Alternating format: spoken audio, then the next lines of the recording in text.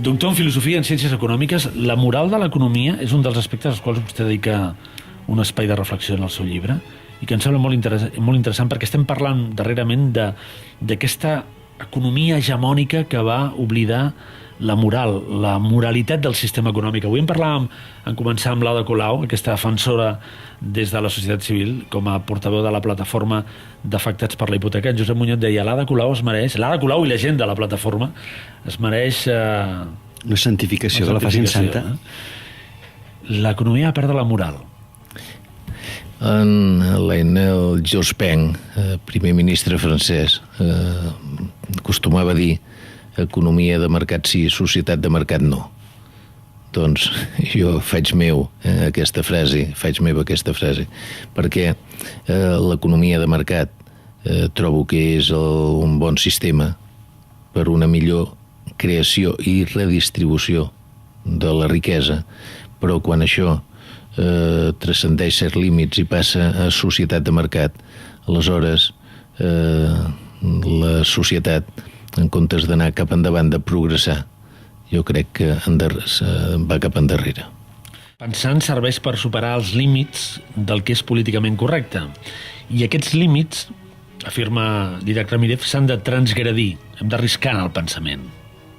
I això no es pot fer cada dia, ni cada setmana, ni cada mes. Jo vaig tenir un professor mestre, en Francesc Canals, catedràtic de metafísica, que quan ens explicava Aristòtil, doncs ell deia, mirin, per entendre el que diu Aristòtil sobre el temps, per exemple, o sobre les causes, diu, això és molt difícil. A mi m'ha costat molts anys. Vostè sap quan amb un estudiant de filosofia li diuen, el professor, el savi, li diu, això que vostè no entén, no s'amoïni que no ho entengui, perquè és que a mi m'ha costat molts anys d'entendre-ho. Respires, dius, no soc tonto. Pensar costa molt. Diu, miri, si vostè és capaç de pensar un cop a l'any, pensar allò, transgredir els límits un cop a l'any, diu, pot estar content, perquè generalment això no es fa, no es pensa. Digui'm, senyor Ramírez, si vostè ha canviat de pensament en relació a aquells estudiants que durant moltes setmanes van ocupar el rectorat de la Universitat de Barcelona protestant pel Pla de Bolonya. Ha canviat la seva opinió respecte a l'actitud d'aquells joves que deien que això no anava bé, no ens portava enlloc? No l'he canviat perquè jo també compartia amb ells bona part del seu diagnòstic i li haig de dir així com ho dic ara. Jo veia que el Bolonya, sense diners addicionals, podria anar malament. I veia que hi havia riscos que l'economicisme acabés sent la directriu que guiés l'aplicació de Bolonya. I veia molts riscos, i jo això ho compartia amb ells. I amb això no he canviat. El que passa que aquí estem nosaltres, vull dir, les universitats, per evitar que aquests riscos acabin donant-se, acabin fent-se realitat. I el que no hem pogut evitar és que els recursos que s'han destinat a que Bolonya fos un èxit, doncs en comptes de ser més grans, no hem pogut evitar que siguin més petits, perquè les retallades realment han afectat el procés de Bolonya. El sistema universitari català, públic, i també el privat és bo, però ara parlo del públic, pot comparar-se en quant a eficiència, en qualsevol sistema universitari europeu. Perquè quan parlem d'eficiència hem de comparar els resultats, els outputs, amb el que destina la societat per financiar-la. O sigui, el que destina la part del producte interior brut que la societat, que els governs destinen per finançar la universitat, ve a ser la meitat del que tenen països del nostre entorn. Llavors se'ns volen demanar resultats quan no es fa aquest esforç de finançament i a partir d'aquí es critica. Però és una crítica, permetin dir-li, bastant barroera i que no resisteix un mínim debat seriós. Avui dia hem d'avançar cap a la interdisciplinaritat.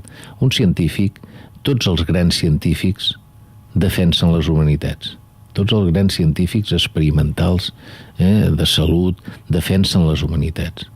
I els humanistes han de fer un esforç també els grans humanistes no són grans científics, però sí coneixen molt bé la ciència. I els dos són necessaris. I, clar, com des del punt de vista de l'empresa no es veu la utilitat d'una persona formada en humanitats, no es veu aquesta utilitat immediatament, es diu que allò no és útil i es mira de desprestigiar-ho.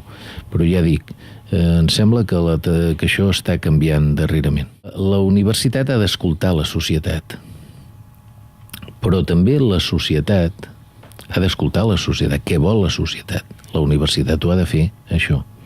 Perquè al final, al cap i a la fi, qui paga la universitat és la societat.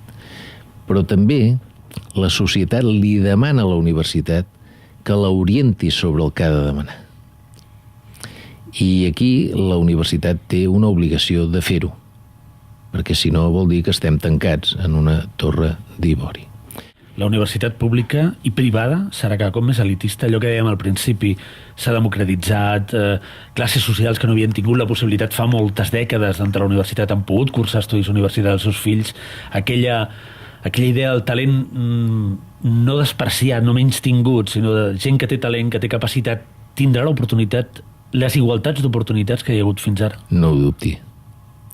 No ho dubti. I en el cas concret de la Universitat de Barcelona, nosaltres hem posat en marxa un programa d'ajuts en base a un principi, i és que ningú amb capacitat i mèrit quedi fora de la universitat. Vol dir que no pugui accedir o no pugui continuar els seus estudis per motius econòmics.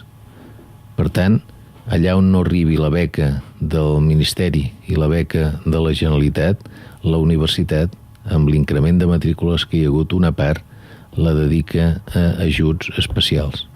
Per tant, li asseguro, i el que fa la Universitat de Barcelona està en l'esperit d'altres universitats, jo li asseguro que això no passarà. I si algú tingués al cap, portés al cap el fer-ho, ho denunciaríem, però d'una manera clara.